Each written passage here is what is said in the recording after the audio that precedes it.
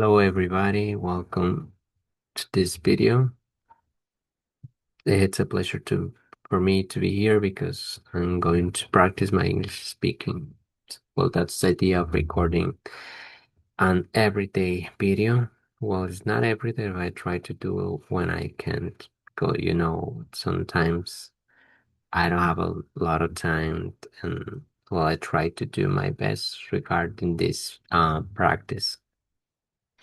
So I'm going to dive into this article, which I found it fascinating. It tells us how the robber or Robin, let me see, Robert, yeah, the rubber industry hides a tragic history where indigenous communities from the Amazon region um were enslaved by the big companies that require to take out this natural source in order to, take advantage of it by making money. And well, it just tell us how this story should be known by all the people, not just for the locals, but it should be a international matter. So that's why the author is just showing us how this can become a controversial story. So we are going to dive to break it down through these questions. Firstly, why do you think people were able to make such money from rubber? First of all, because this resource was available for everybody, but they know how to take advantage of this product, and that's why they started to set up a business. But they do it or they were successful due to the people's labor, in this case, indigenous community people, people from indigenous communities.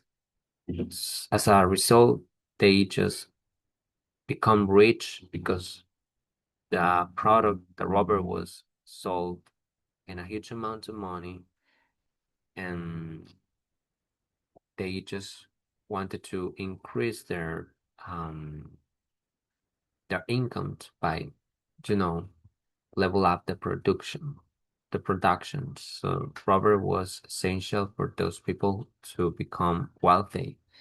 But in the end, we that the article tries to highlight the importance of the labored who did a great effort, who were discriminated, who suffered from some atrocities committed by these companies.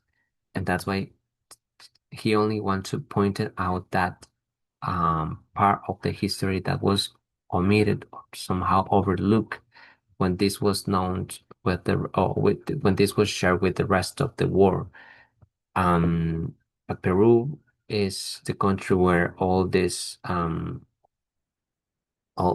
events took place, and well, the author just wants to convey how sometimes industry are not only cruel but they are profitable as long as they can slave someone, in this case, a whole community, which at that time they don't have a lot of rights. They don't enjoy the government support as such because they were discriminated just for their origin, because when indigenous people comes up, well, sometimes people just have these schemes or biased about him, and he can own like his ignorance, or he can't, or he's not able to do something as the rest of the people.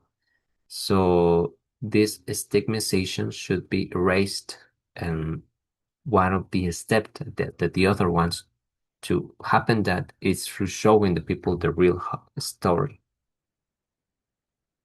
What has replaced rubber as a product produced and exported from Peru? Well, it's important to know what companies has produced through rubber. It is possible to make ties, shoes, clothes, and a lot of an endless list of products because rubber is mixed with another um, substance in order to create the real one, and this is used to make up some things.